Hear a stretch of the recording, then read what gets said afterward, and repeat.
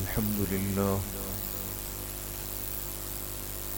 لله نحمده ونستعينه ونستغفره ونؤمن به ونتوكل عليه ونعوذ بالله من شرور أنفسنا ومن سيئات أعمالنا من يهده الله فلا مضل له ومن يضلل فلا هادي له ونشهد أن لا إله إلا الله وحده لا شريك له ونشهد أن سيدنا وسندنا ونبينا ومولانا محمدا عبده ورسوله صلى الله تعالى عليه وعلى آله وأصحابه أجمعين أما بعد فأعوذ بالله من الشيطان الرجيم بسم الله الرحمن الرحيم ولتكبروا الله على ما هداكم ولعلكم تشكرون وقال رسول الله صلى الله عليه وسلم إن لكل قوم عيدا وهذا عيدنا صدق الله وصدق رسوله النبي الكريم. درود شریف پڑھیں. اللهم صل على محمد وعلى آل محمد كما صليت على إبراهيم وعلى آل إبراهيم إنك حميد مجيد. اللهم بارك على محمد وعلى آل محمد كما باركت على إبراهيم وعلى آل إبراهيم إنك حميد مجيد.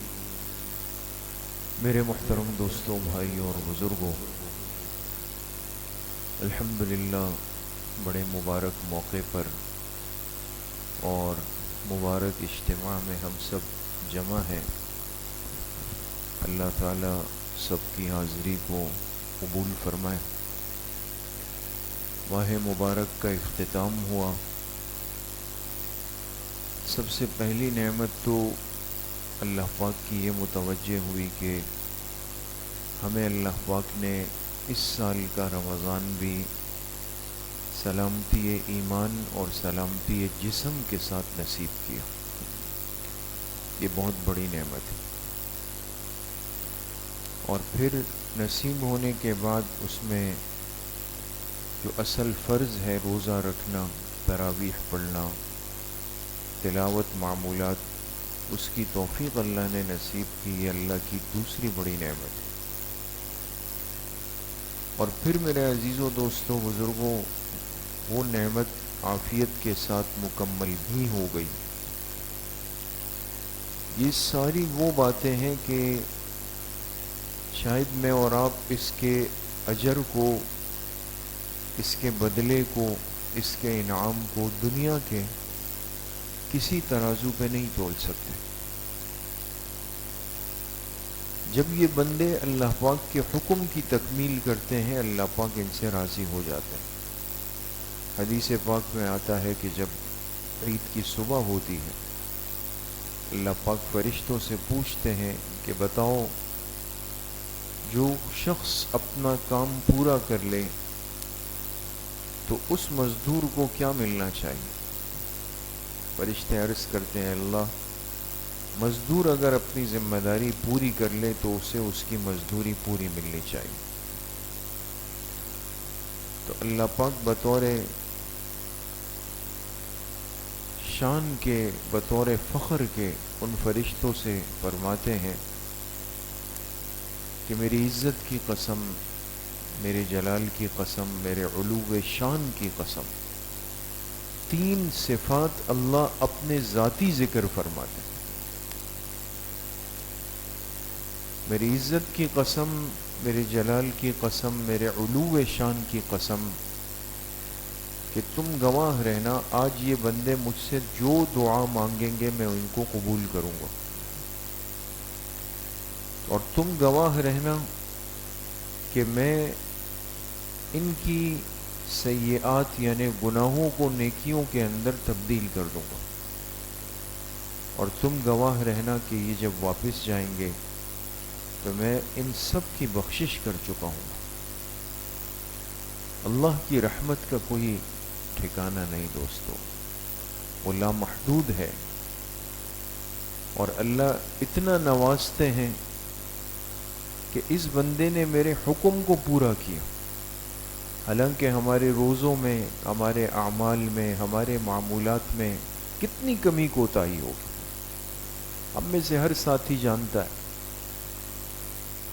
کہ ہم نے کتنی غفلت برتی ہوگی اس میں، کہاں روزے کے حدود کا خیال رکھا ہوگا، کہاں تراویح کو ترتیب سے ادا کیا ہوگا، کہاں اپنی زبان، آنکھ، جسم پر قابو رکھا ہوگا۔ بہت ساری کوتاہیاں ہم سے ہوئی ہوں گی، لیکن اس کے باوجود بھی اللہ کی مہربان ذات ہے، وہ کسی بندے کو محروم نہیں فرمائے۔ دوسری بات میرے دوستوں بزرگوں یہ ہے کہ یہ خوشی کا وہ موقع ہے جو اللہ پاک کی طرف سے دیا گیا ہے۔ انسانوں نے مل کر نہیں بنایا، اس کو طے نہیں کیا کہ چونکہ یہ کام پورا ہوا تو چلے ہم آج خوشی منا لیتے ہیں، نہیں،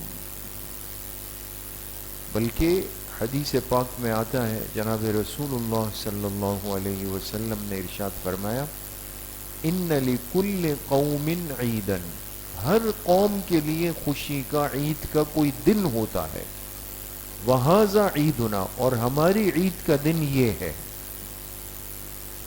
ہمیں جو سال میں 2 عیدیں دی گئی دوستو، ایک عید الفطر اور دوسری عید الاضحیٰ، یہ وہ 2 عیدیں ہیں، وہ 2 خوشی کے مواقع ہیں جو من جانب اللہ ہے،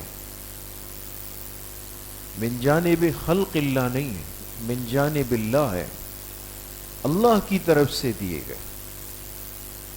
ایک وہ موقع جب بندہ روزوں کی تکمیل کر لیتا ہے، تو چونکہ اس بندے نے اللہ کے لیے 1 مہینے تک بھوک پیاس برداشت کی تھی، اپنے خواہشات نفس کو دبایا تھا، قربانی دی تھی، تو اللہ پاک بطور انعام کے اس کو خوشی کا یہ دن عطا فرما دیتے، عید الفطر کا۔ اس لیے عید الفطر میں حکم کیا ہے کہ جب بندہ عید کی نماز کے لیے آئے تو بغیر کچھ کھائے آئے یا کچھ کھا کے آئے گا دوست؟ کچھ کھا کے آئے گا، کچھ میٹھا کھا کے آئے۔ عید الفطر کے لیے آتے ہوئے سنت یہ ہے، جیسے کل کے مسائل میں عرض کیا فجر میں، عید الفطر کے آداب میں سے کہ چونکہ 30 دن اس بندے نے اللہ کے لیے بھوک پیاس برداشت کی تھی، اور جب یہ فجر کی نماز سے فارغ ہوتا تو اس کے کھانے پینے پر پابندی ہو چکی ہوتی۔ اب بطور انعام کے جب عید الفطر ملا تو اللہ پاک نے اس میں فرق رکھا، پتہ چلے وہ 30 دن کھانا پینا روک دینا بھی میرے حکم سے تھا، آج یہ کھانا شروع کر دینا بھی میرے حکم سے ہے۔ یہ میرے بندے ہیں، کسی اور کے بندے نہیں ہیں، یہ میرے حکم کے ماننے والے ہیں، یہ کسی اور کے سامنے سر نہیں جھکاتے، یہ میرے حکم کے متبع ہے، یہ خواہشات نفس کے غلام نہیں ہیں۔ تو حکم دیا کہ کچھ کھا لو، اور فقہا نے لکھا کہ طاق عدد میں کھجور استعمال کریں، سب سے افضل ہے، 1 کھجور، 3 کھجور، 5 کھجور، 7 کھجور، اپنی صحت کو دیکھ کر۔ وہ نہ ملے تو کوئی بھی میٹھی چیز انسان استعمال کرے، اور اگر کوئی میٹھی چیز نہ ہو تو پھر فقہا فرماتے ہیں کہ کوئی بھی کھانے کی چیز ہو وہ کھا لے، لیکن اس نیت کے ساتھ کھا لے کہ میں عید کی نماز کے لیے جانے سے پہلے اللہ کے حکم کو پورا کر رہا ہوں۔ لیکن یہی مسلمان ہے جب عید الاضحیٰ کا موقع آتا ہے، جب جانوروں کو ذبح کرنے کی بات آتی ہے، تو پھر حکم یہ دیا کہ اب عید کے لیے جاتے ہوئے کچھ نہیں کھاؤ، کچھ دیر کے لیے رک جاؤ عید الاضحیٰ کے دن، اور تمہارا آج کے دن کا جو پہلا کھانا ہو، پہلا لقمہ ہو، نوالا ہو، وہ کس میں سے ہو؟ تمہاری جانور کے گوشت میں سے، اس کے جسم میں سے کوئی حصہ۔ دونوں صورتوں میں کیا ہے؟ اس بندے کو خوش کیا گیا۔ عید الفطر کے دن اس کو احساس دلایا کہ میں تم سے اتنا راضی ہوں کہ آج کھاؤ، منہ میٹھا کر لو آج. انسان انسان سے کہتا ہے نا خوشی آئی ہے منہ میٹھا کرتے ہیں. ایسا لگتا ہے جیسے رمضان کے بعد اللہ پاک اپنے بندوں سے کہتے ہیں بندو آج منہ میٹھا کر لو، آج میری طرف سے منہ میٹھا کر کے آ جاؤ. تو یہ عید اس امت کا وہ تہوار ہے جو اللہ پاک نے عطا فرمایا. جب اللہ نے دیا ہے تو اللہ کے احکامات کی پابندی ہو، حدود سے تجاوز نہیں. انسان حد سے جب نکلتا ہے اللہ پاک کیا فرماتے ہیں وَمَن يَتَعَدَّ حُدُودَ اللَّهِ فَأُولَئِكَ هُمُ الظَّالِمُونَ. جو اللہ کے حدود کو پامال کر دے گا، یہ پرواہ نہیں کرے گا کہ خوشی اللہ نے دی تو اللہ کے حکم کو آگے رکھو، تو جو اللہ کے حدود توڑ دیتا ہے فرمایا اللہ کی نگاہ میں یہ ظالمین میں شمار کیا جائے گا. یہ تو باطل کا طریقہ ہے، اغیار کا طریقہ ہے، کفار کا طریقہ ہے کہ جب ان پر خوشی کا موقع آتا ہے تو سب سے پہلے اس اللہ کی نافرمانی پہ اتر آتے. ہر وہ کام جس سے اللہ ناراض ہو اس سے اپنی خوشی کو شروع کرنا یہ باطل کا طریقہ ہے، مومن کا طریقہ نہیں ہے دوست. اس لیے امام اعظم امام الائمہ امام ابو حنیفہ رحمۃ اللہ علیہ 2/3 دنیا مسائل میں جس امام کو فالو کرتی، 2/3 دنیا، باقی 1/3 دنیا وہ باقی 3 ائمہ کی اتباع کرتی ہے مسائل کے اندر. تو امام اعظم ابو حنیفہ رحمۃ اللہ علیہ کے بارے میں آتا ہے کہ جب عید کی نماز کے لیے نکلتے تھے تو کوفہ جو شہر تھا جہاں کے تھے اصل حضرت جہاں کے تھے، اس کوفہ کے اندر جتنی بیوہ عورتیں تھیں، یتیم بچے تھے، مستحق لوگ تھے، ایک ایک گھرانے کا علم امام اعظم کے پاس تھا. لہذا عیدگاہ تک پہنچنے سے پہلے اپنے خادمین ملازمین کو پابند کیا ہوا تھا کہ اس سے پہلے کہ میں ممبر پہ بیٹھوں عید کے خطبے کے لیے، اس سے پہلے کوفہ کے تمام غریب اس لائق ہو چکے ہوں کہ وہ ہماری طرح صاف ستھرا لباس پہن کر عیدگاہ میں آ جائیں. یہ کام تو شاید دین کا آسان ہے دوستوں، ممبر پہ بیٹھ کے کہ میں دین کی بات کروں، میں ترغیب دوں، متوجہ کروں.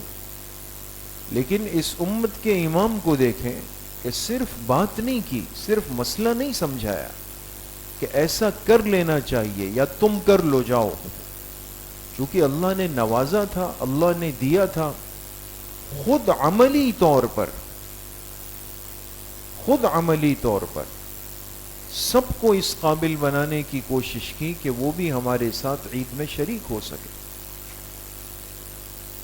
اس امت کو تو دوستو یہ درد دیا گیا ہے، ہم اپنی خوشی میں آتے ہوئے اپنے ارد گرد کے سارے افراد کو بھی شریک کرنے کے قابل ہوں، وہ بھی ہمارے ساتھ شریک ہو جائے، وہ بھی خوش ہو جائے. اس لیے صدقہ فطر کو ادا کرنے کا حکم عید سے پہلے کا دیا گیا کہ جب آؤ تو راستے میں پہلے صدقہ فطر کو ادا کر لو، اس کے بعد عیدگاہ میں چلے جاؤ. سبق دیا کہ تم صرف اکیلے عید کی خوشی نہیں مناؤ گے، اپنی ان خوشیوں میں اپنے ساتھ باقی مسلمانوں کو بھی شریک کر دو.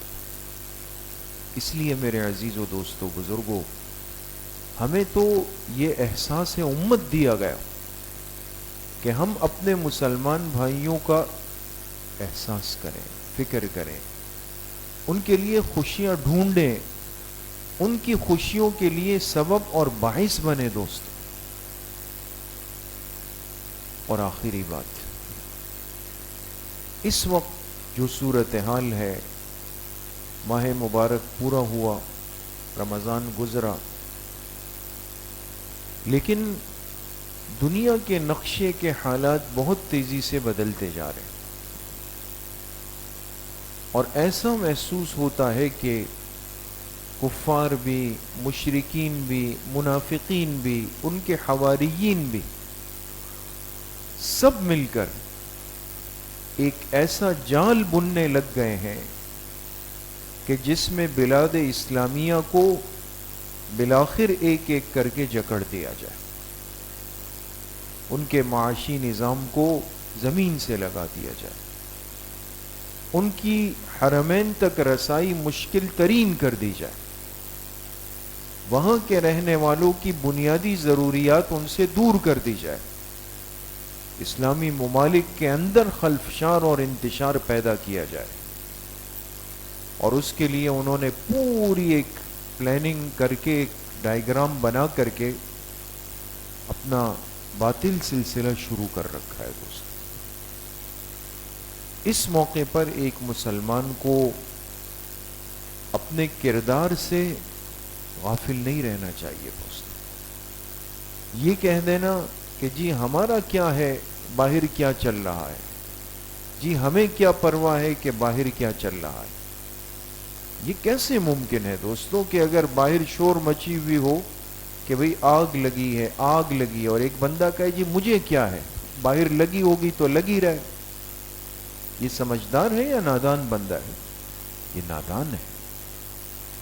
یہ وہ فتنے امت کی طرف متوجہ ہو رہے ہیں کہ جس نے بالآخر جلد یا بدیر جا کے دجالی فتنے میں کنورٹ ہو جانا ہے۔ یہ دجال کی آمد کے لیے میدان کو برابر کیا جا رہا ہے، اس کی آمد کی تیاریاں یہود و ہنود منانے جا رہے ہیں۔ ان کو ایسا لگتا ہے کہ شاید اب ان کے مسیحا کے آنے کا وقت قریب ہے، اور انہوں نے ایک ایک اسلامی ملک کو نشانہ بنایا، ہدف بنایا، وہاں کے مسلمانوں کو دبایا، ان کے لاکھوں انسانوں کا قتل عام کیا، اور اب دنیا کے نقشے پر موجود ہمارا یہ واحد اسلامی ایٹمی ملک جو کلمے کی بنیاد پر بنا، پوری دنیا کی کفار کے آنکھوں میں کھٹک رہا ہے۔ اس لیے میرے عزیز و دوستو بزرگوں، ہر اس انتشار کے عمل سے اپنی اور اپنے ماحول کی حفاظت کرے جس سے اس ملک کی سالمیت کو خطرہ ہو۔ نہیں کرنی چاہیے ہمیں وہ باتیں جس سے خدا نخواستہ اپنوں کی برائی لازم آئے۔ اختلاف بھائیوں میں ہوتا ہے، بہن بھائیوں میں ہوتا ہے، والدین اولاد میں ہوتا ہے، لیکن بہت بیوقوف شخص وہ ہوتا ہے جو اپنے گھر کی لڑائی بازار میں لڑ رہا ہوتا ہے، ان کو بتا رہا ہوتا ہے۔ اس لیے اس موقع پر میرے عزیز و دوستو بزرگوں، آپس کے اتحاد اور اتفاق کو مضبوط تر کرنے کی کوشش کی جائے۔ کوشش کریں گے انشاءاللہ۔ اللہ کریم مجھے بھی آپ سب کو صحیح عمل کی توفیق نصیب فرمائے۔ عید کا وقت، نماز کا وقت چونکہ بالکل قریب ہے، 1 منٹ باقی ہے، میں نماز عید الفطر کا طریقہ مختصراً عرض کرتا ہوں۔ ہر سال آپ حضرات سنتے ہیں، 2 رکعت نماز عید الفطر ہے، نیت کریں گے تو دل میں یا زبان سے یہ کہیں گے 2 رکعت نماز عید الفطر 6 تکبیرات زائدہ کے ساتھ، بس یہ جملہ، اس میں 6 تکبیرات زائد ہیں، اضافی ہے، بس اتنا جملہ آپ زبان سے کہیں یا دل میں نیت کریں۔ اللہ اکبر کہہ کر نماز شروع ہوگی۔ یہ جو پہلی تکبیر ہے یہ تکبیر تحریمہ ہے، کانوں تک ہاتھ لے جا کر ہاتھوں کو باندھ دیں گے، پھر ثنا سبحانک اللہم سے لے کر ولا الہ غیرک تک پڑھ لیں گے۔ اس کے بعد پھر ایک تکبیر کہی جائے گی، کانوں تک ہاتھ لے جا کر ہاتھوں کو کھلا چھوڑ دیں گے، پھر ایک تکبیر کہی جائے گی، کانوں تک ہاتھ لے جا کر ہاتھوں کو کھلا چھوڑ دیں گے، پھر ایک تکبیر کہی جائے گی، کانوں تک ہاتھوں کو لے جا کر ہاتھوں کو باندھ دیں گے۔ آسان یہ ہے کہ شروع میں 4 تکبیریں ہیں گویا، پہلی اور چوتھی میں کانوں تک ہاتھ لے جا کر ہاتھوں کو باندھنا ہے، دوسری اور تیسری میں کانوں تک ہاتھ لے جا کر ہاتھوں کو کھلا چھوڑنا ہے، پھر سورہ فاتحہ ہوگی، یہ رکعت پوری ہو جائے گی، اگلی رکعت شروع ہو جائے گی۔ اگلی رکعت میں سورہ فاتحہ کوئی سورت ہوگی، رکوع میں جانے سے پہلے پھر 3 تکبیرات کہی جائیں گی، تینوں میں کانوں تک ہاتھ لے جا کر ہاتھوں کو کھلا چھوڑ دیں گے، پھر رکوع اور نماز پوری ہوگی، اس کے بعد انشاءاللہ خطبہ ہوگا، پھر دعا ہوگی، صفحے بنا لیں۔